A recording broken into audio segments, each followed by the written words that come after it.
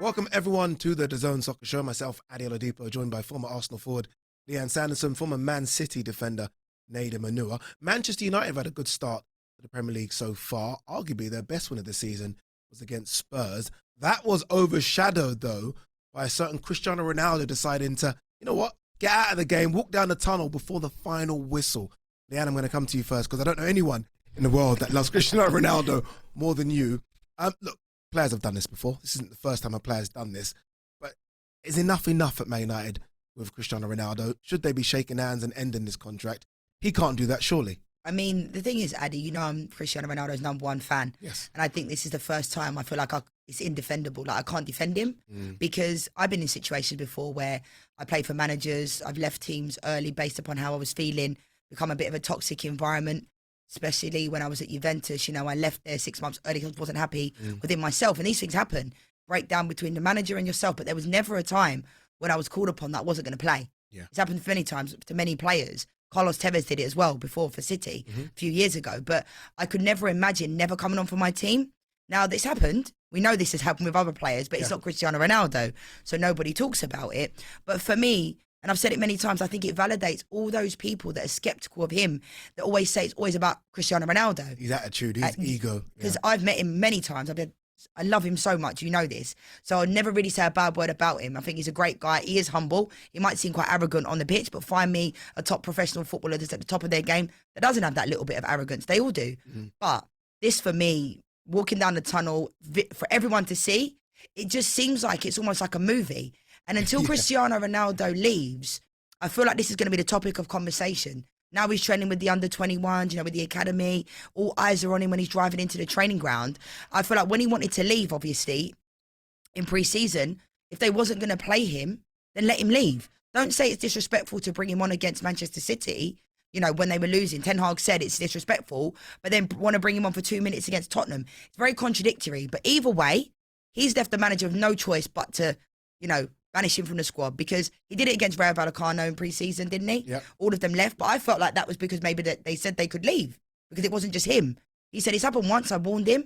Now he's done it for everyone to see. The whole of the world was focused on this. So he's left the manager with not really a decision that needs to be made because he's walked off before the end of the game and refused to come on. Is there any argument, Nadem, to say it's not as bad as it seems from the outside looking in? I mean, for me, there's no way it can't be a case of it just becoming so toxic here and Ronaldo's to blame. Is there anything, though, that suggests he's not to blame? Maybe he feels disrespected. He is arguably the best player we've ever seen. He scored 24 goals last season. Why is he getting no minutes? Can you understand his frustration? So that's a very, very well-structured question, which will get me into a lot of trouble. So please let me try and answer. And everyone, please listen all the way through. Okay. So I'm sure if this was the case for you, if this was the case for Leanne, you wouldn't, if you were a manager of a football club, you probably wouldn't try and bring him on for like 2 minutes at the end of a game. Because we've seen throughout our careers, respectively, there's certain people that have that sort of time slot, and it tends to be younger players. But then in the other side of it, it's Ten Hag's prerogative, do whatever you want.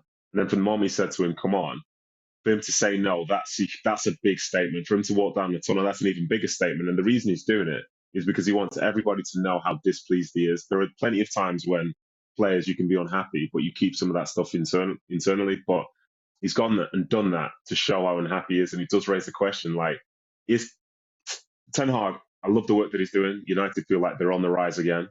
But I think in terms of sort of managing a football club, there's something about trying to find ways to bring out the best of every player. And it's not to say that everybody one person needs to be treated better than somebody else, but you sort of find ways to bring out the best in them. And that clearly wasn't going to be something which bring out the best in Ronaldo. And someone says, oh, just get rid of him. Football is so fickle, and the way injuries happen. By this time next week, maybe they need him because there's nobody else available. And what a person to have if you could have him fully motivated. I think he's in a tough spot where his self-esteem is so high, but his value is now dropped below what that self-esteem level is. And that's probably for the first time in his career. So I can't defend what he did. I don't fully understand why Ten Hag was trying to bring him on, but then there's more power to Ten Hag for being able to do what he's doing, make United play in the way that he wants, because he's building for their future. Unfortunately, Ronaldo's not really going to be part of that. But the fact is, at this moment in time, he's a United player. One thing which we all know that Ronaldo loves, is scoring goals. And to score goals, you've got to play games. So if he's going to be selected for United, he has to work hard. He has to show commitment to the team. And after his punishment, if he shows that level of desire, I think Ten Hag will welcome him back after the World Cup, at the end of the season, whatever. Things might be different, but at this moment, United have all the leverage. Ten Hag has the leverage. Ronaldo knows if he wants to play football, he has to do it according to the rules which are in play right now, which may be different to what they've been in the past.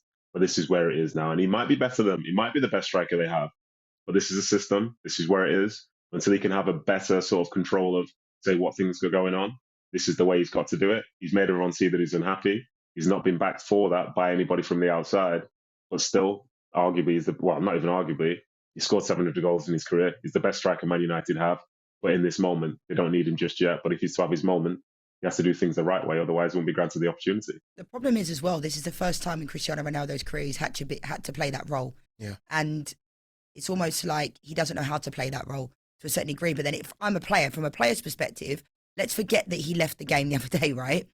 Jadon Sancho has not been good. Rashford, he has a couple of good games and everybody says he should play for England. He hasn't been good consistently over a whole season. He hasn't been good for about 3 or 4 seasons. So for me, if I'm Cristiano Ronaldo watching these games, I'm thinking, okay, everyone's talking about this high press. But what has Jadon Sancho done since he come to the club? Nothing. Exactly. Yeah. Realistically, he hasn't played well at all. And I think he's getting away with one because all emphasis is often on Ronaldo, which I'd also understand. But for me, Cristiano Ronaldo was our top goal scorer last year in a poor Manchester United team. After him, it was like Bruno Fernandes having 4 goals, I think it was. So it's like, how can you sit there and say, Cristiano Ronaldo, you're not good enough to play for Manchester United in the starting 11 when he's looking at the front 3? I think Anthony's done well since he came in, and I think he's got a bit about him. Not just his goals, but you can see he's got that little bit extra that other players don't seem to have. But I still think against Chelsea, Eric Ten Hag would have brought Fred on. So people are saying, oh, that game was crying out for Cristiano Ronaldo to come on into this game. I don't think he would have if he was on the bench. It's all very well. I don't know that for a fact, but from what I've seen, Ten Hag likes Fred. Whereas a lot of Manchester United fans felt like the days of Fred and McTominay, being in the starting 11 or even coming on the pitch were gone. Because Casemiro can do that job. And I think Casemiro's been absolutely brilliant. But at the same time, I think Ten Hag has to take some responsibility as well, because, hear me out on this one as well, you only ever hear it from Cristiano's perspective of what he's doing, what he's not doing right. What has Manchester United done? What have they promised Cristiano Ronaldo? They didn't let him leave. They clearly want him there for shirt sales. Yeah. At this moment in time, it's about the money because they're not playing him, are they? So whatever he's been promised, they're not, not promised to start, but we're not playing great. People have suffered with recentism sometimes. Against Brighton and Brentford at the beginning of the season, we were awful. I was saying I wasn't sure when our first win was going to come. And then we beat Arsenal, we beat Liverpool. I still don't get carried away because we're still like that. There's no consistency with us at this moment in time. But I felt against Chelsea, we did better, but still we're not there. But I think we're better with Cristiano Ronaldo in the team. And I think it splits people, doesn't it? Some people think, man, how can you be saying that? He doesn't press from the front. His legs are gone. Whose legs are gone?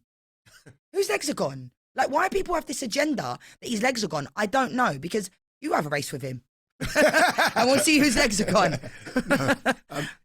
Is it a case of Ten Hag and Ronaldo here having a sort of a power, sort of power thing with each other? And should Ten Hag take more criticism for the way he's managed Ronaldo? Look, no player should be above the team, but surely Ronaldo isn't the player you bring on for the last 5 minutes. I mean, that alone is going to kill his ego, and he's not going to want that role at all. And he'll probably think and look around, like you say, look at Marcus Rashford, look at Jadon Sancho, look at Martial when they're fit. They're not better than him. He's probably thinking, why am I coming on with 5 minutes to go? That's just not happening. Yeah, for sure. That's a real sort of blow for Ronaldo's self-esteem, you feel, because for the last, say, 10, 15 years, he's arguably been the best player in the world, and he's going to go down as one of the greatest players in history. So to see people on the field who he knows himself that he's better than, that getting the opportunities that he thinks he deserves himself, that's a tough moment. That's a tough moment for any player, but especially for somebody of his sort of like status. But still, that's the way that it is. And Ten Hag, you can see he has the power. Ten Hag would have less power and less leverage if United weren't sort of winning some of the games that they're winning. But in some of the games that they're winning, they're putting out good performances. You can see what he's trying to build for the future. And then if you bring in that F word, you bring in future, you can't really be building for the future with Ronaldo, because for as good as he is, and the fact you never know when he's going to retire, Ten Hag was brought in to be a long-term success for Manchester United. If it was a case of they brought him in and they needed something this year, then maybe there would be a greater emphasis on Ronaldo and try and find a system that works for now. but this is a system which he's hoping gets better and better on a week-to-week basis. And also, to just jump in on something, I've got to put on my Man City cape, and I apologise for this, but it's a bit of a different sort of context with the Tevez one, because there's the recency bias is a thing with Ronaldo, and then we think about Tevez and compare the two. Because I played under Roberto Mancini, when in that game, it was City against Bayern Munich, and City were really bad in the Champions League, exceptionally bad. And one thing that Mancini used to do, he'd get you warming up on the touchline for what felt like days. So he said to Tevez, go and get warm. And Tevez said to him, I'm ready. And Mancini says, no, you're not ready. Go and get warm. And in the context of, say, power and stuff like that, Mancini was kind of like an omnipotent figure at City at that time. So anybody even answering him back in the slightest way can be then perceived to be however it was. Because after the game, nobody was asking Mancini what happened. Mancini came forward and says Carlos Tevez refused to play. But the context was, what he was trying to say was Carlos refused to go and warm up to go and play. So that's the refusal, because Carlos loved football. Carlos wanted to be out there. And with football, I'm sure Leanne would agree with this. There have been times when I was younger, they tell me to go and warm up, and I'm warming up on the side for 20 minutes. And then all of a sudden they stop looking at me and they go and say to someone who's been sitting on the bench for half hour, come on, you're coming on now. So it's not necessarily a case of everything being the same and everything being simple. There's a nuance that comes with it. But for some managers, when they have the power, they can say and do and act however they please. And rightly so, because they're your boss at the end of the day.